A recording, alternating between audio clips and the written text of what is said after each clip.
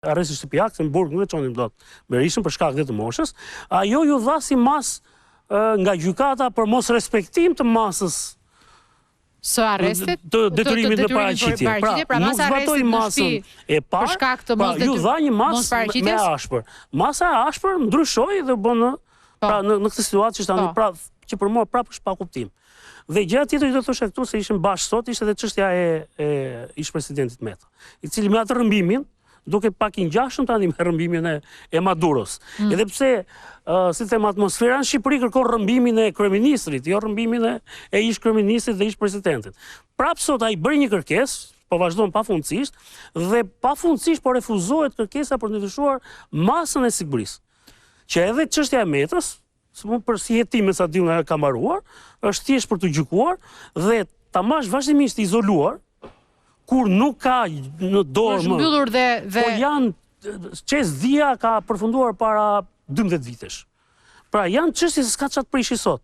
Megjithatë, këto janë trofe që ata që i kanë marrë përsipër këtë gjë s'do ndalshojnë, ne kanë atë trofe që i kanë çuar atje dhe nuk të riqen mbrapa.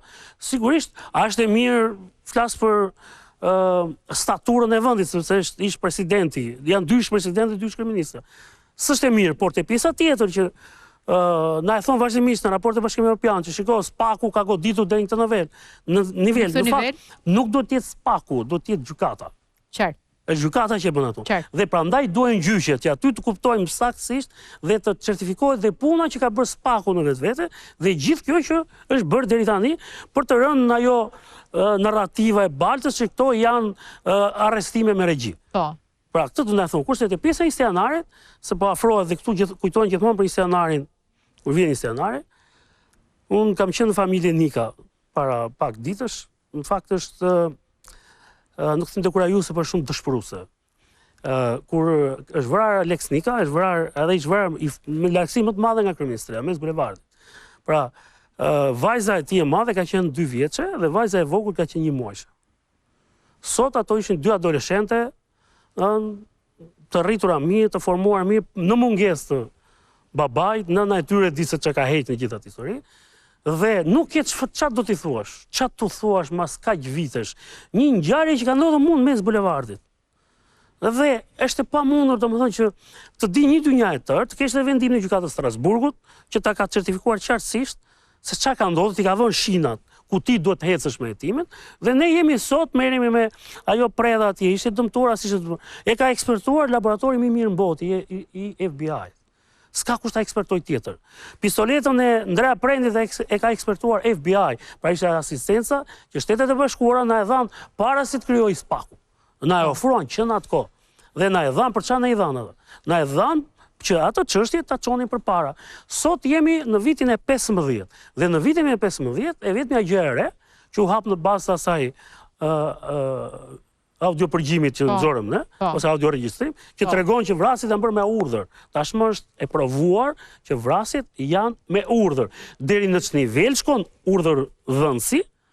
Kjo është pjesa që duhet ta bëj hetimi dhe gjykimi më pas. Unë i kam çuar elementin në bazë që këto janë me urdhër. I kam thënë kodet, kodi filan është filan person, Luani, Tufani, Korabi janë lokalizuar aty. Pra dhe një pjesë e mirë. As ti tani nuk di një datë të afërt të kësaj Unë kam pritur të finishit të kësaj historie. Kur do shkoj për gjykim dhe kur do merr? Unë kam pritur të operohet shumë më shpejt sepse thash vendimi i Strasburgut i dha një dorë të mirë, përveç provës dosjes parë që ka qenë aty. Dhe kam besuar që midis të tjera, përveç prokurorit që ka çështjen, Alfred Sheu, do të shtojë dhe Altin Dumani. Pse Altin Dumani dhe pse ne kemi kërkuar, kur them ne edhe familja bashkë, kemi kërkuar sepse Dumani ka qenë prokurori që ka mbrojtur çështjen në gjykatën e apelit, pra çështjen e parë.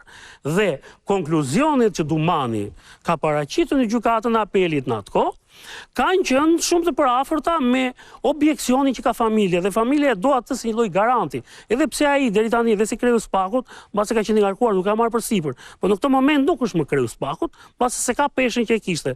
Dhe mund të bashkëngjitet kësaj dosje sepse ai e njeh shumë mirë, i njeh më mirë se prokurori që e ka realisht çështjen. Dhe pse familja nuk ka besim te prokurori që është? Sepse ky prokuror e ka mbrojtur çështjen deri në gjykatë lart dhe kërkonte që këtë çështje të mos e merrte Spaku. Pra ky ka mbrojtur që s'duhet ta marrë Spaku dhe në fund të detyrua ta hapi si hetim.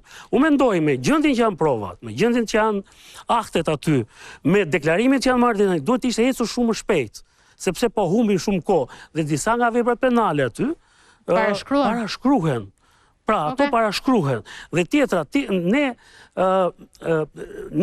Spaku dhe reforma në drejtësi nuk u bën për gjëra për korrupsion të zakonshëm. U bën për ngjarje të këtij niveli. Janë vija demarkacioni.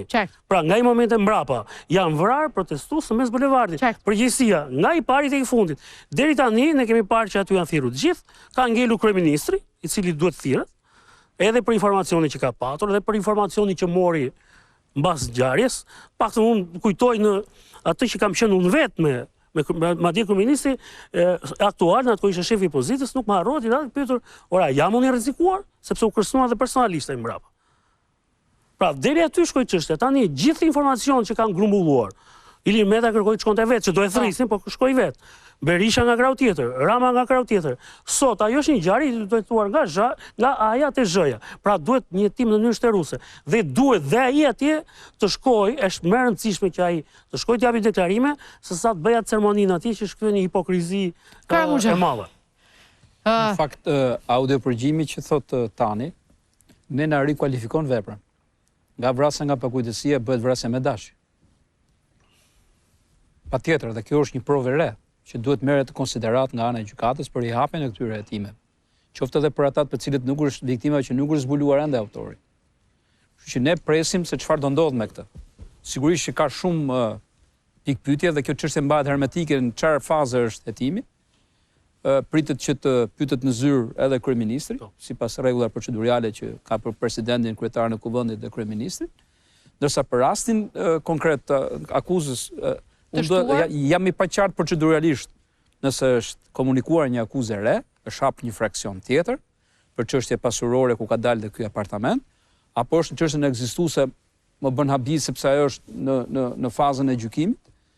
Dhe nuk e di nga është ngritur kjo sepse duhet njihen me provat e tjera, pra ka një tjetër procedurë se si ndiqet për një akuzë të re nga ana e avokatëve të zotit Berisha. Kështu që kjo është një gjë që duhet na sqarojë Spaku. Pra, është kjo akuzë bashkë me të tjera dhe nëse kemi ditur? Është pjesë e të njëjtës dosje apo është hapur një fraksion tjetër? Që e thresin dhe i thon tani ke edhe këtë dhe ja komunikojnë tani. Kjo është i paqartësi që duhet na sqarojnë ata. Do të ketë transparencë më shumë. Megjithatë, krerët kryesor të ekzekutivit dhe jo vetëm shqiptar janë në të njëjtën dosje për arsye të ndryshme si dëshmitar apo si të implikuar drejt për drejt, përsëri mbetet që Spaku duhet ta qartësojë dhe jo pas 15 vitesh të vijojmë sërish me të njëjtën logjik se kur nuk dihet dhe kur do të jetë dita e gjykimit, të cilën fakt shqiptarët po e presin. Shpresoj që shqiptarët janë më të mençur se palët politike që ndokush thot do të na e sjell Amerika këtë qartësim. Amerika në Shqipëri ka mekanizma shumë herë më eficiente se sa helikopterët dhe duket qartësi që ka nisur të veprojë. Kjo ndjet në çdo vibe të korridoreve shqiptare, jo vetëm politikës. Faleminderit që na ndiqni, natë mirë nga Top Story.